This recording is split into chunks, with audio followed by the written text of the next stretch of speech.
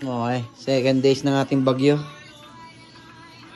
Ito po ang pangalawang ating bagyuhan sa Taiwan. Commissioner.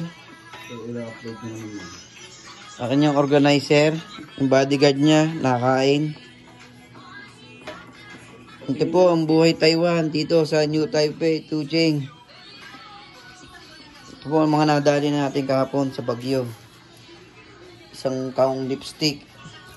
Kung ano-anong kaburatsahan. Dahil kalat natin, oh. Dahil sa bagyo. Sarap buhay. May bayad ba ang inyong, boss? Bayad. Ang 2 araw? Bayad yun.